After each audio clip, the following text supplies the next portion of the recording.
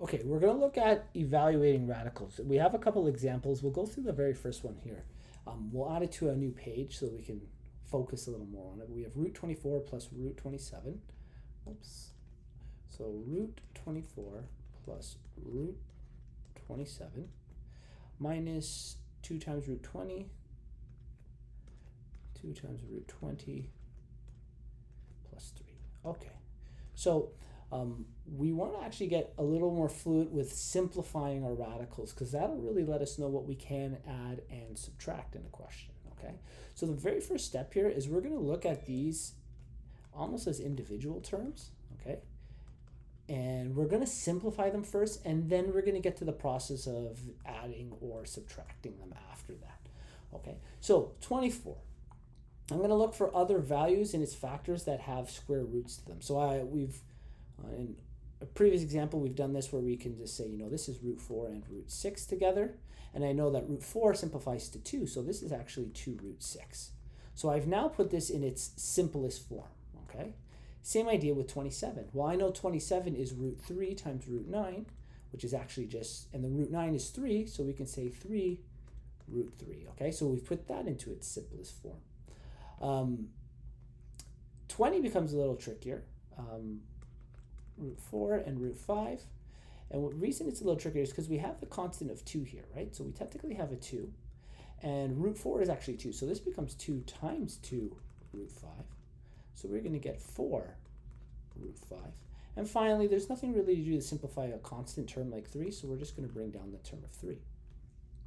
So we have it now. Now what we need to do is take a look here, and none of our radicals are actually the same value here. So because none of them are the same value, we get stuck at this point here. If they had the same value radical, so there'll probably be other examples, we'll go through another one.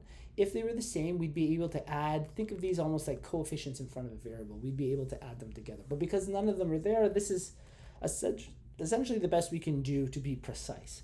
After this, we have to start getting, imprecise decimal numbers and start adding them through. And I think they wanted us to keep everything in radical form. Simplify, the following expression. So that one was simplified. Let's go to an example like something that breaks us down.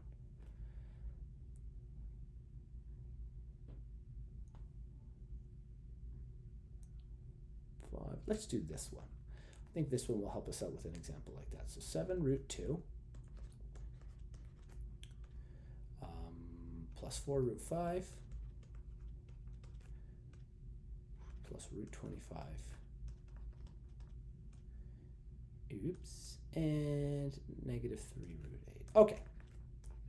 So same concept as before. We're going to look at each of these as its own term just to make sure we have it in a simplistic view. And the very first one here, well, root 2, it's a prime factor 2, so I can't take it anywhere. Same with 5, it's a prime factor, so I don't have any factors of that. 8 we can do a little bit. Let's actually look at 125. 125 we can do some work with. I can get to 125 by actually taking root 5 times root 25. And then I know root 25 is actually just the number 5, so that becomes 5 root 5. Okay, so we've simplified this one. And then negative 3, 8 is the same idea. 8 can be root 4 and root 2. Root 4 becomes the value 2, so this becomes 2 times negative 3, so that gives us negative 6 root 2. And then our other two terms we're going to bring down because, like we said, they were in their simplest form. Now, what's different about this question from the previous one we've done is we have radicals that are the same. And since they're the same, we can actually simplify further. We can add or subtract these values. If it's unfamiliar to you, a way you could think of this is you can use a let statement. Now, I'll tell you the quickest way to do it. The quickest way to do that is just look at the coefficients in front of these radicals and put them together. So this is 7 and negative 6. It's going to be 1. It's going to be 1 root 2. And those two terms, think of this as a term and this is a term, are simplified. And then we just have to simplify these last two terms. But that can be tricky to see sometimes for a student. So what you can do instead is you can do something like this. Let x equal root 2. And let y equal root 5. And when you do that, I'm going to write the rest in black here. We'll get 7x plus 4y plus 5y minus 6x. Now this usually is a little more familiar to students. We go, oh yeah, well we have similar variables. So I just add the coefficients together. This just becomes x, and this becomes 9y.